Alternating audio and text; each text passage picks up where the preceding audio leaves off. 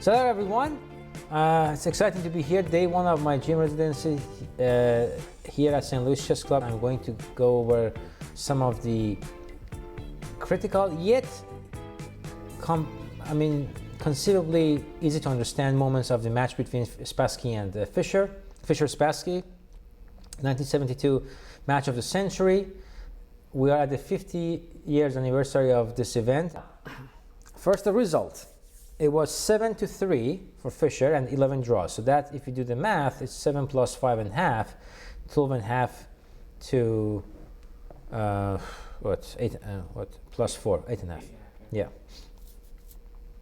And it's one of the most crushing World Championship matches in the modern history of chess.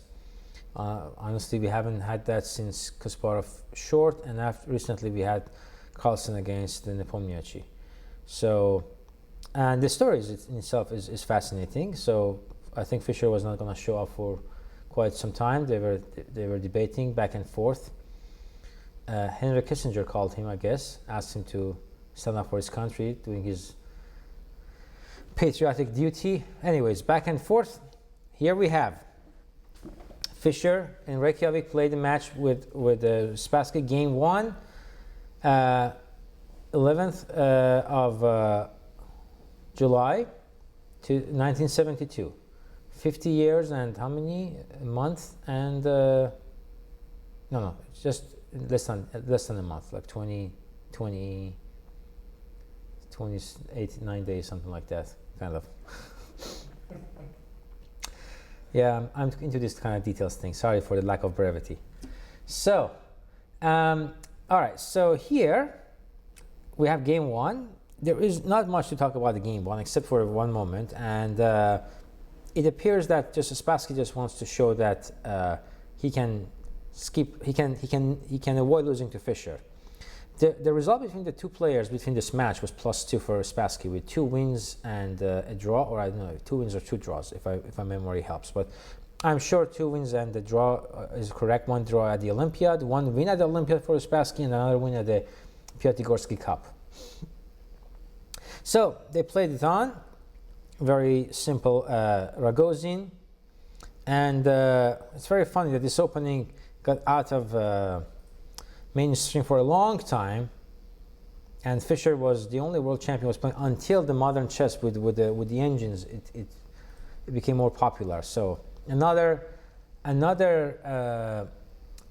evidence, another reason why we could believe that Fischer was way ahead of his time the way he was playing chess at the time. So this bishop d3, c5. So Spassky did not go for the main line, where usually they do not play the move e3. They bring the bishop out, and that's the main line in Ragozin. And after this move, I'm just going to mention that there are so many moves. Black can play h6. Black can play. Now, black usually plays h6 here. White also can play the move queen to a4 check, giving a check here, attacking the king and the bishop. But then black plays knight c6, blocking the check and defending the bishop. And this is the most topical line nowadays in this opening. There's a lot going on here. No need to cover it all the way. We're talking about Fischer-Spassky, so just mentioning that this is the mainstream today. So Spassky transposes into well-known labyrinth of Nimzo-Indian. The players making normal moves, and Fischer plays the move bishop a5, which is also becoming pretty popular. Well, I would say pretty popular, but it was considered dubious for some time. But nowadays, we also, thanks to the engines, we know that it's quite playable. Some might think that you can take on c5 here, but then take on c3 for black, and then attacking these pawns with like queen a5 or queen e7. Or d takes c4, then queen a5. So basically, this queen a5 attacks these 2 pawns both at the same time. Or queen e7 attacking this pawn. Besides, these double pawns in the long run are weak, and you always can attack them. And black will have enough compensation, as they put it, for the pawn that is lost. So don't worry, Fischer did not blunder a pawn. Spassky wasn't looking for complications. He went for knight d2. And after Fischer liquidates with d takes c4, this bishop d6, he decides that, okay, I'm okay with a draw. And he plays the move d takes c5, which actually, I think if you put an engine on, and this is the only time I'm going to do that, because in this lecture I'm not supposed to do that, but I wonder, oh, actually, can I have the kibitzer? Just adding a lecture for adding a chess engine for a second. As you can see, it actually appears to be the best move. So it's not only a way to play for a draw; it's just the best move of the board at this moment. So Spassky played the solid d takes c5, because after the move d takes c5, queen takes d1, rook takes d1, bishop takes c5. So the pawn structure is completely symmetrical. You see that? Okay, except for the pawn on a3, correct? Does that make sense? And after, of course, the tempo when you move b4, bishop here, bishop b2. If we just look at this, so we have 2 versus 2 here, 4 versus 4. There's no breakthrough, pawn breakthrough, because it's symmetrical. Everything is just blocks. Just, they're just in front of each other. So, but if you think about development, white has developed 1, 2, 3, 4, 5 pieces. Black has developed 1, 2, 3. Now, it is not a big deal here, because black is quick to getting his pieces to the game, and it's not a problem. That white cannot pose any problem to black's position, because he doesn't have an immediate attack.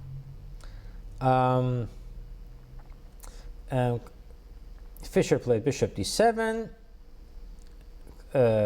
Spassky completed his development. Rook f d8, knight d4. So Spassky is playing really on ambitious trading pieces, whereas, I mean, he could play something else, maybe bring the king to the center, trying to play with for a space like moving the knight and play f4, e4, e5, something like that, because he has a bit ahead in development. But he plays completely unambitious game 1. He just wants a draw. Capture, capture. He says no to everything. Fischer is trying to complicate the game. He trades the pieces. Capture, capture. The king's marching toward the center. Same. Then he trades the rooks. f6 was played by Fischer. He's trying to play e5 and then securing this is a square for the king. Really, I don't see the move f6. What does it do, really? But Fischer played it anyways. He could just play king e8 or knight c3, knight d5. Anyway, this is extremely dry. There's nothing happening here. There's no immediate threats or something. f6, knight a5, knight d6, king d3, bishop d8. He's dismissing this knight. Otherwise, if the knight doesn't move, he just takes on a5 and the pawns are doubled. This knight is also defending this score, so this is all well protected. I'm going to close this because there's one question I want to ask you. And then knight c4, bishop c7, capture, capture, and then Spassky played b5. And here comes the famous moment. Have you seen this one before? Yeah. Bishop takes h2. Yeah, he took on h2. And for those who are watching this, if you haven't seen it, pause for a second and think about why this is so bad. And there's not much to talk about it. It is very simple. I hope you pause and get back to this moment. And the point is the move g3 just blocks the bishop from going out, and the bishop's trapped. He tries to free the bishop with this move h5.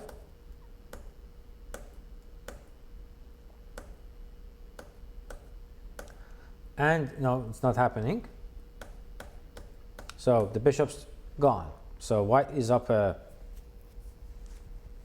white's up a piece now. The endgame is quite easy.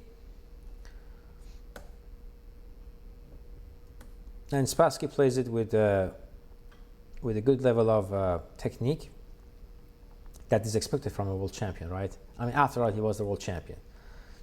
f5 and then goes king there. He's not afraid of this e5, f4 because his bishop controls this square. And if he goes all the way winning this pawn and then heading this way, so I'm gonna just throw some arrows. He's fast because like Fischer played e5, but let's just make moves to see that. Not to mention I can go back, but let's just see what happens if I go here.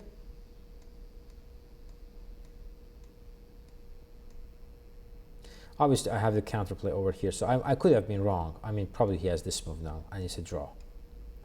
But if he goes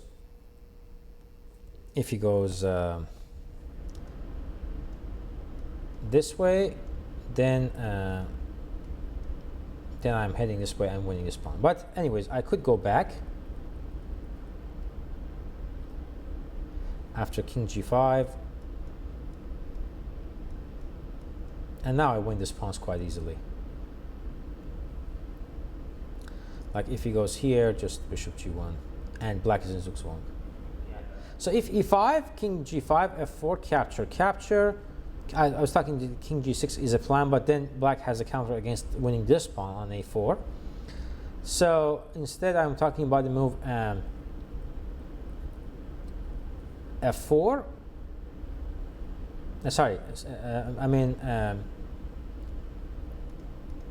After f4 here, we go back king g4, and now this pawn is gone because black is in zugzwang. And if he goes here, just I don't know.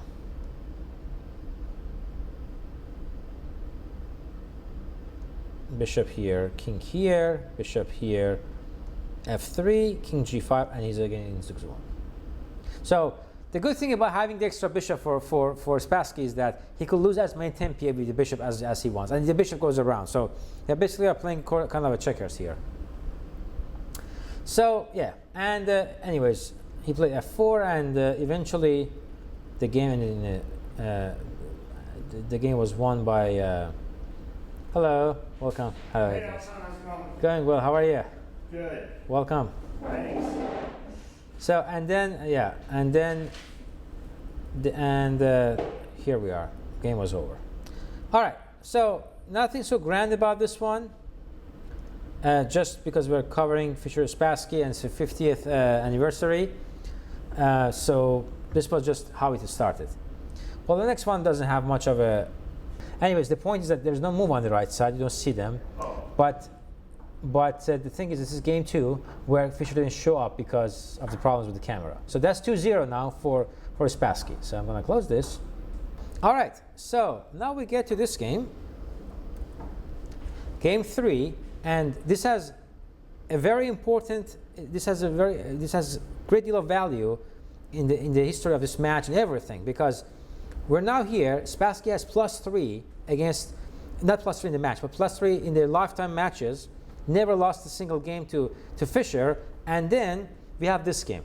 Honestly, since we're talking about this and his 50th anniversary, and we have to say all the positive things, I honestly, when I look at this game, it doesn't represent the World Championship material level. I mean, it's obvious that the two players are under immense stress, immense pressure. But Fischer came up with an idea that it became popular, and that makes Benoni even nowadays playable. Although the engines are saying +1 or something for white all the time. So we have Benoni, and Spassky was one of the most versatile world champions, and Fischer equally could play all kinds of openings. So that kind of makes them quite unique until Magnus, basically. Knight d2, Spassky plays the classical idea. And here, nowadays, the move a4 is more popular. You save the queen's move because if he wants to go knight e5, for the very same reason in this game. He played queen c2, and then what did Fischer play? Is this the Knight to h5, yes. The knight h5 moment, the famous knight h5 moment, where he wants to go to f4, and he's okay if he captures. So, you see, now we look at it with the engines, and we're like, oh, duh. But look, this is 1972. Fischer does not have a coach. I mean, yes, Lombardi was there, but I wonder if Lombardi could do really much for him except just checking the basics of his adjourned games. So this is probably home cooked by Fischer, and I don't know if it was played before Fischer. I'm sure it was, but thinking that this is playable and you have the courage to play in a world championship match, Yeah. that is something. It's kind of shocking. Yep, it was. So and Spassky's reaction wasn't really fantastic. So you capture, play knight c4, knight e5, that's good, knight e3. So this was known. I think Petrosyan has already done this a few times before, and at some point ended up sacrificing some rook for this bishop and putting knight on f5. I think I have it in my files where I teach exchange sacrifice, and Petrosyan was so big on that. So he played the move queen h4, and I don't like this move bishop d2 played by Spassky, because what does it even do? It doesn't do anything. It doesn't do anything. So I analyzed this move f3, and this is me talking to the engine. So these are not all engine moves. Me talking to the engine. So I made these moves as white against engine's move as black. So f5, because I'm stepping knight g4 now. f3, because next move Fischer was going to play knight g4, which he did in this game. So in this moment, I mean, f5 makes sense. Otherwise, I'm just going to play. Now I want to do this, right? Right. Now that the bishop has somewhere to go. Yeah. But you stopped the g4 intrusion first. Yep. Yeah. So I looked at f5, which kind of creates a lot of, I would say, chaos. Then king h1. I'm just getting out of the way. For those who are a little bit new to chess, I'm sorry, who will watch us online, but this is a very important moment in this match, so we have to talk about it. So the move is just purely prophylactics because of all these knight jumps and bishop, the knight jumps and bishop coming. So just stopping the threats. f4, knight f5, attacking the queen. The knight is attacking the queen, so the bishop must take the knight on f5, takes back. Knight c4, knight e4, b5, must defend the knight on c4. a4, attacking the pawn on b5. a6, and then, can you tell what can white do? Maybe I should give you a few minutes. This is the best moment. For those who are chess players, what's your rating, guys, by the way? Me? Yeah. 2,000, roughly. 2,000. Okay. Yeah. 1,200? Okay. So it would be hard for you. 42,000. You could, I mean, if I give you 5 minutes, yes, but I cannot give you 5 minutes. We don't have that much time. But I'll give you a couple of minutes to think about it. What does white do here? It's not tactics. It's not tactics. What's your move? I mean, okay, I was just looking a little bit at g3, but... Well, that's the idea. That's why you go rook g1 with g3. Okay. Then rook takes, and then engine claims that this is a very strong attack. So for, what's your name? Sorry, back to your name is Kevin and Matt. So Matt, so the idea is that I want to open, the rook will open up to this king, and then the bishop comes here, and the queen on h4 is quite uncomfortable. And this knight on e4 is an absolute monster, and this guy is more of a, okay, I have to change the colors actually. And this knight on c4 is been like a cookie monster, right? This one, it does look like a cookie monster to you? Maybe.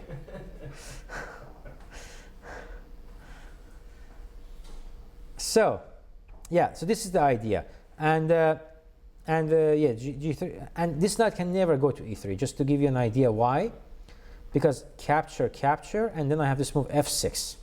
Now f6. And if he captures, then g3, and then the bishop's gone. Because you see, Matt, the queen cannot defend the bishop on f6. The queen, wherever it goes, then the knight takes f6 check, and it's game over.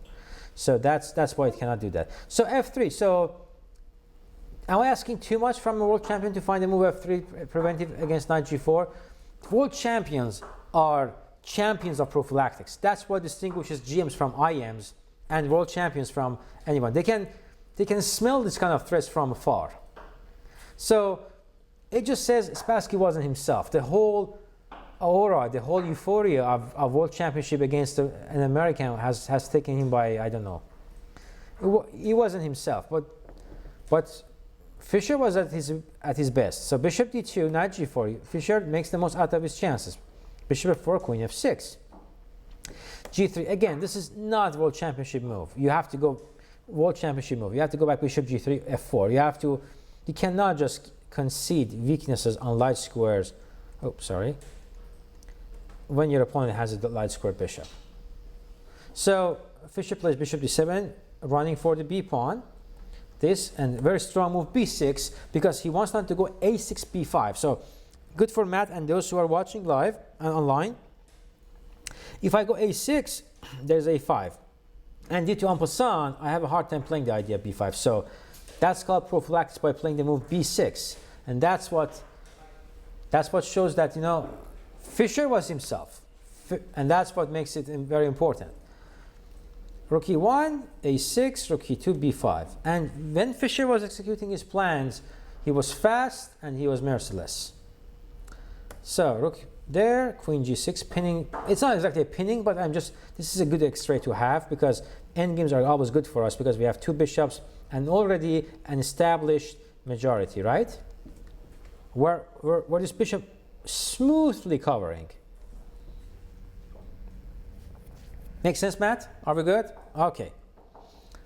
So plays b3, Spassky, but already you can feel that he's shaking. So then what can Fischer do?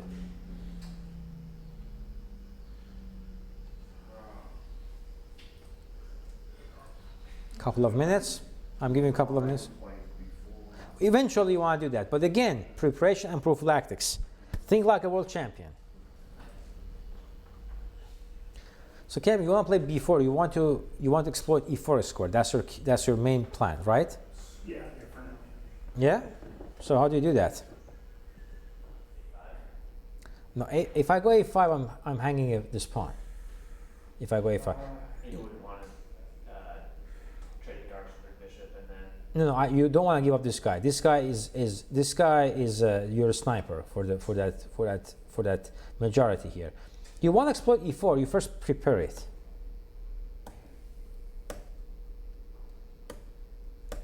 So Spassky is trying to stop the pawns from coming forward, because now Fischer is threatening b4, bishop to b5. You see, this is his threat now. So by playing the rook to e7 and the b8 before playing b4, what's he wants to go rook e8 and then b4 now. Okay. So his plan is to play rook e8 and then b4 and then f5.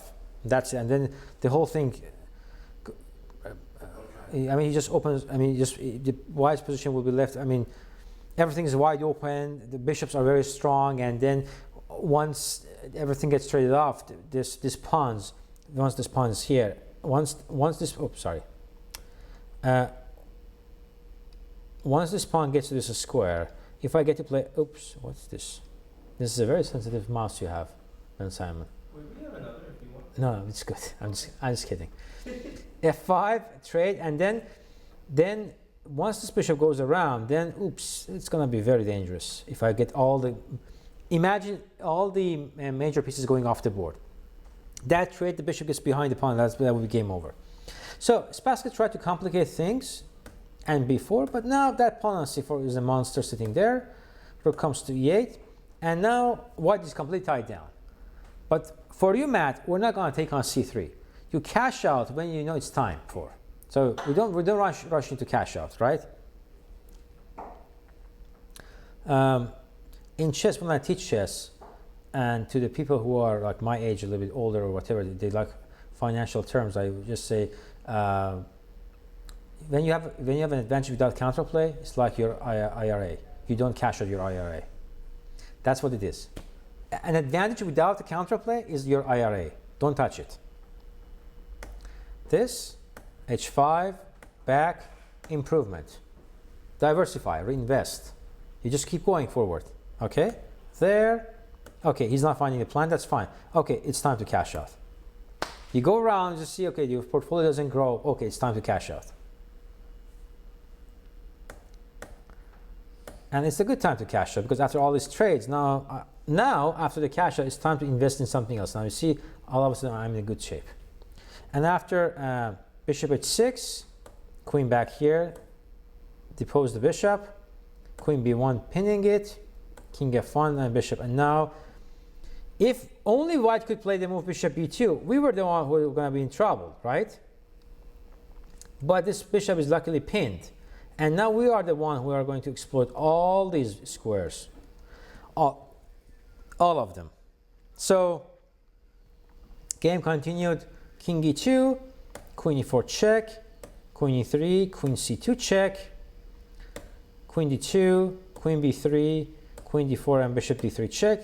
And the mate will follow very soon, because after the move king to e1, queen c2, and I'm threatening both mate and this capture.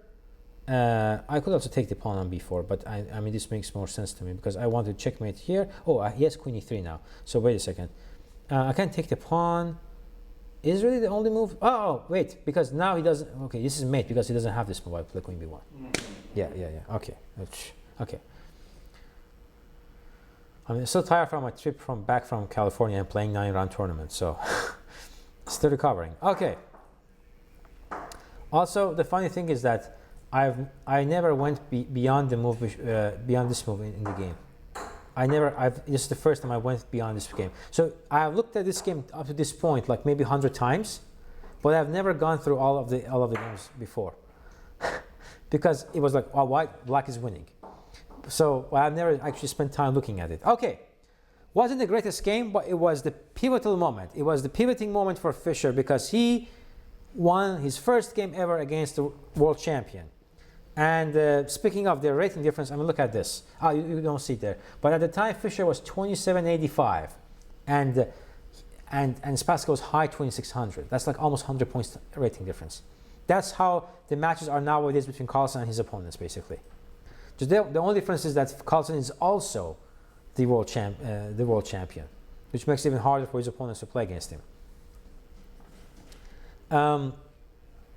And yeah, that was the first win. This is the game, the equalizer game 5. They drew the game 4. So this is the equalizer. And here Fischer played this famous idea of knight g6, which nowadays even the engines on the high steps they show that because this shuts down the two bishops here. It's a kind of an advanced concept. And after capture, it looks really good. And but it really is not. And a5 is actually not that accurate play by Fischer, but that's okay. It seems that white has a passed pawn, a protected passed pawn, and two bishops. And that, to anyone, you just say someone has that, you would say, oh, that's fantastic. And white has nothing here because the very pawns are restricting the very same bishops. And actually, this black triangle pawns after g5, knight h5, knight f4 gives black a counterplay. So it's more convenient to play this as black than as white. Anyways, a long game goes along, and then actually, to Spassky's credit, he maintained the balance for quite some time. And it was balanced until now when he blundered queen c2, which loses to what?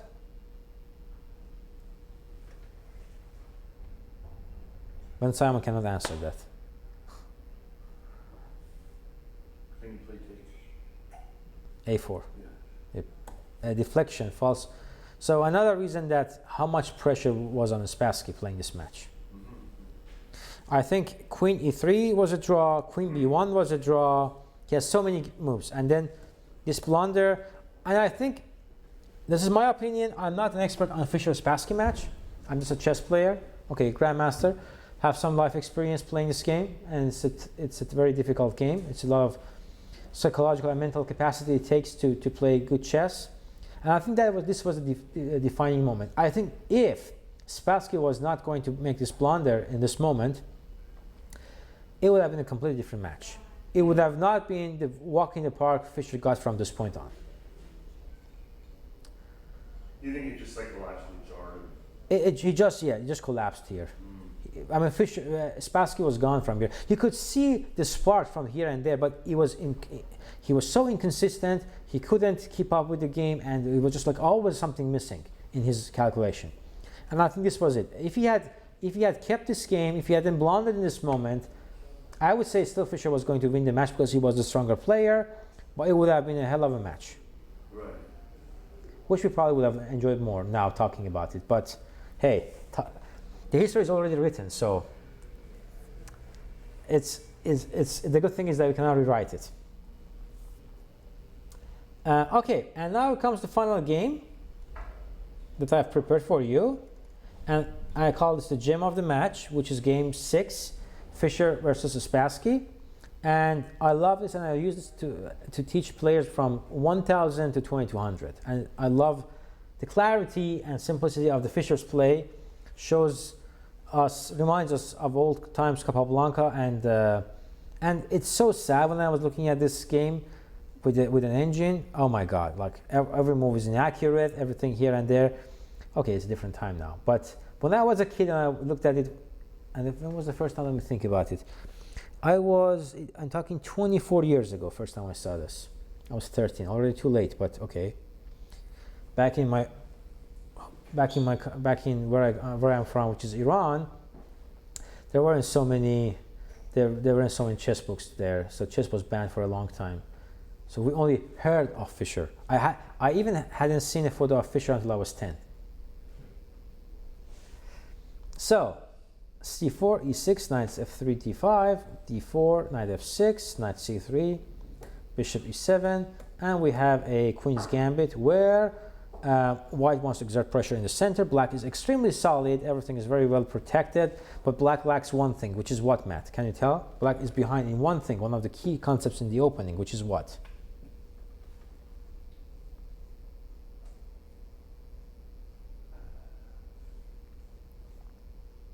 Space. This bishop is stuck here. Light square bishop. Yeah, that's the problem. So the 4 golden rules, Matt.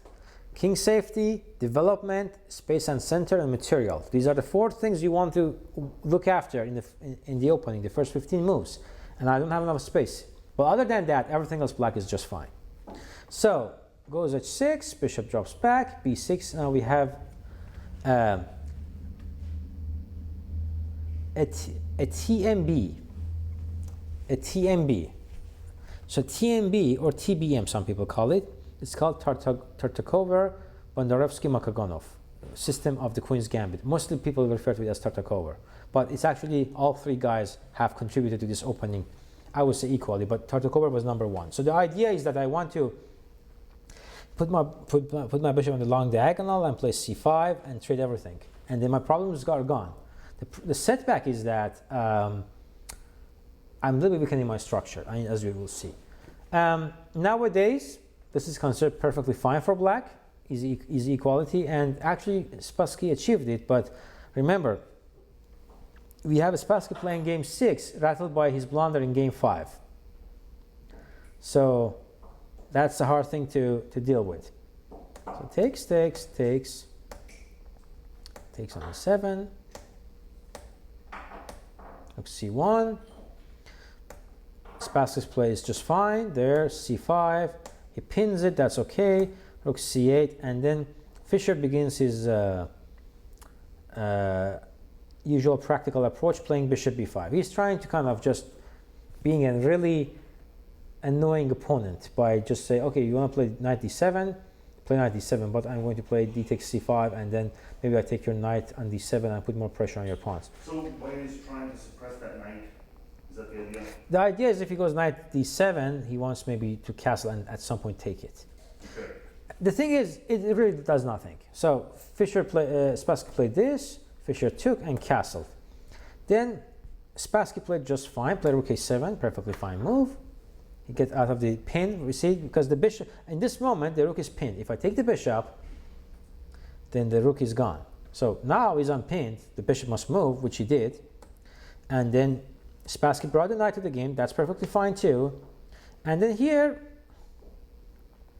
Fischer played knight d4. This must have really thrown off Spassky. Because according to the engines, it's not a big deal. He's trying to take the bishop and play that position. Okay. And actually, Spassky really fell for the idea because he took it very seriously. Because if he takes, you can take back with the queen, so fine. I mean, yeah, white has some pressure on d5 after that because the bishop can go to f3 and there, but you have ample defense because your queen defense here, so rook can go here and knight goes here. You have defense too. You are not hopeless basically here. Right. But then Spassky does the impossible and just walks into what gives Fischer a direct plan, which Fischer and direct plan, he's like 3,000. Like he can be as strong as Magnus Carlsen. With direct plan, Fischer was really like modern players. So goes queen f8. We take, but now you see the pawn left the king safety. So it's like the king had the castle and now he has a shack. It's not the same thing. And now we're going to even more exploit it, because now the light squares are weak, because this pawn is possible to attack it. This pawn is possible to attack it. We're going to talk about it now. And this pawn is already a target. So I have too many squares to attack. And now comes my favorite move of the match. What did he do here, Fischer? Oh, I have an idea. Go ahead. Is it possible to play e4 in this That's exactly right. Exactly. He goes e4, and if he goes d takes e4, then he goes just rook c4, queen e3, and then you see if he goes like this move, then this way, I'm gonna win this guy maybe, or even maybe just queen h3 or bishop c4. I win this guy, then I go after this guy and this guy. You see, these pawns are all become targets. So, but he still had to do that. Spassky played d4. Now I get to play f4 and bishop c4, so I get an attack even at no cost. So basically, Fischer is playing with the house money. I like that kind of game. I mean, if you have any game, Ben, I mean, I'll be glad to join. But playing with house money. Right. Okay. Queen e7, e5, and now I have a fixed target here, and a restricted knight. So that's great. So Fischer is doing his job. Bishop c4, king h8, targeting. Then knight goes to f8, Spassky, then he goes b3, getting rid of the pressure, a5, f5. And the attack is now rolling. E takes f5, rook takes f5, knight h7. Okay, now how do we continue our attack? Just simply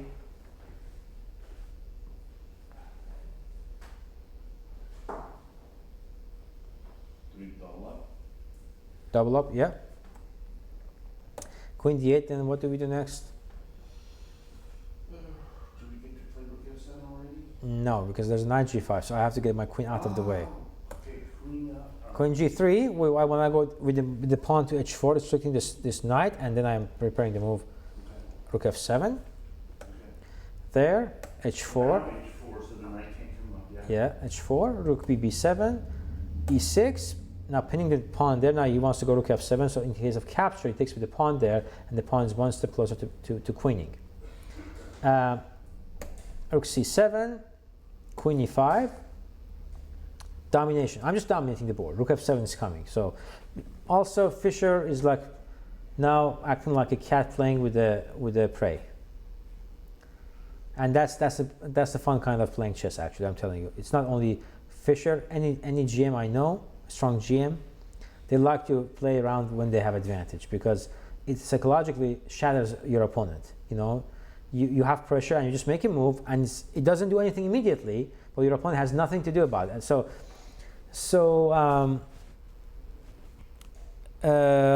they say sometimes the mice die before the cat kills them, because they become so hopeless they just give up on the idea of that they can get out of the hand of the cat. So they basically die to the idea. I mean, I don't know, it is not scientifically proven, but it's a myth that people talk about. So, and because I'm a cat lover, I have a cat, so I tend to believe that my cat is that smart. So queen e8, a4. You see, the cat plays the mouse. It doesn't do anything, but it just shows his opponent how hopeless he is. Queen d8, rook 1 f2. Queen e8, rook 2 f3. Is he triangulating, or is it really? I mean, he's just passing. I think he's trying to get to the move 40. Oh, okay. Because they could adjourn and he could see the win at the end of the he would go home, and because in those days they would adjourn the games, so he could go home and just check the actual win. There, bishop d3, targeting the knight, queen e8, queen goes to e4. Now he's planning on playing the X-ray. So if he goes like rook e6 here, rook e5 wins the game, because I'm attacking h7 for checkmate, and the other one is I'm double attacking the rook on e6, and that's game over. Knight goes to f6, Fischer takes, capture, rook f6, Spassky plays king g8, Fischer goes bishop c4 again, making sure this rook doesn't move because of e7 check intercepting, and then rook f8 finished, king h8 and queen f4. This is move 41. I think this is the move that Fischer, I don't know if he played the move or he put it, they sealed it, I don't know. I've never played an adjourned game. Have you played games with adjournments? Have you played games with adjournments? I have not done it. No. You've never played with adjournments, yeah. I've never done it. Yeah, so I don't know if he sealed, they used to seal them. They would write it down and they put it in an envelope. Yeah, in an envelope, yeah. Yeah, so I don't know if it was he played it at the board and then Spassky didn't seal his move or whatever. I don't exactly know. And then, and anyways, here I think Spassky just resigned. Yeah, and this is when game 6 when Fischer took the lead, and then everything else is history. He just cruised through it, winning with 7/3, and yes. We have 50 years anniversary coming up, which is already it has happened already. So check out World Chess Hall of Fame website, which is worldchesshof.org, for more upcoming events as part of this new exhibition. The exhibition will be on view until April 30th of next year, 2023. Thank you.